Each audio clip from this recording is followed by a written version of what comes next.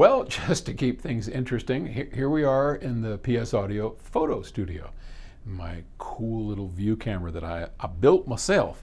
It's got a Sony back and the standard bellows and a beautiful Schneider lens on the front, if you're a photo freak like me. Okay, so this question for Eemians comes to us from Yuri. And Yuri writes to me, "Hey Paul, there's a strong history of ancient traditions that we consider esoteric, like meditation and even music. Were the Eemians more advanced in those fields than we are today?" Well, I don't know. So, and I repeat this a lot. What is it we know about the Eemians? Well, we know the Eemians existed 100,000 years ago, and that's when the first time Homo sapiens, our particular species that I am and you are today, kind of appeared on the scene. 120,000 years or so, they first appeared, and they are anthropologically identical to us. And we also know that 100,000 years ago, during the Eemian, an identical warming period between glaciers happened as we are having today. And lastly, and I'll probably repeat this way too many times, sorry about that, we know that there was an unexpected rise in greenhouse gases that caused a climate crisis like what we are coming to face in the next decades or next 100 years or so. So that's what we do know.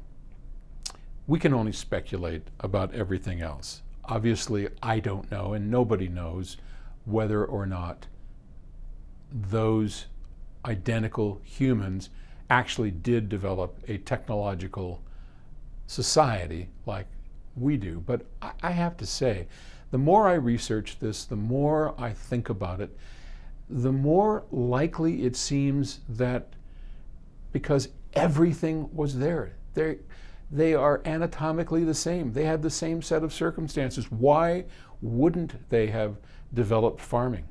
And we know from our own experience that once agriculture is developed, and that's not a huge leap, right? We see plants grow. How hard would it have been for modern Homo sapiens with the same brain power that we have to look and say, if I take that seed and I plant it over there, guess what? It comes up and I can eat it.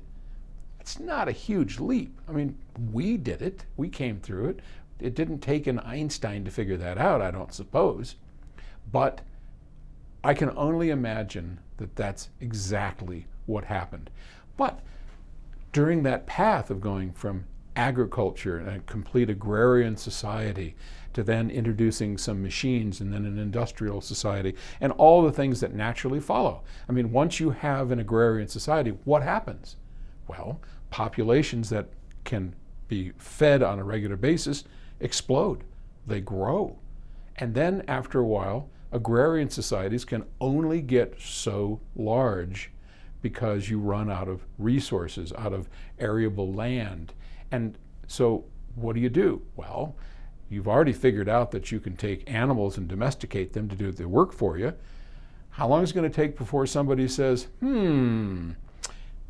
I have this wheel and I have a cart and it's pulling that. What if and you can see what happens. Just look back in our own history and how it all happened. So here's what I'm convinced of. I believe that there is a very likely possibility that those identical human beings to us 100,000 years ago had a modern society. And I also pretty firmly believe that if that were true, it would not have developed the same way. We wouldn't have had the same societies, obviously. Wouldn't have had the same things happen. Probably happened in a similar fashion, agrarian, industrial, technology, because those just sort of follow each other.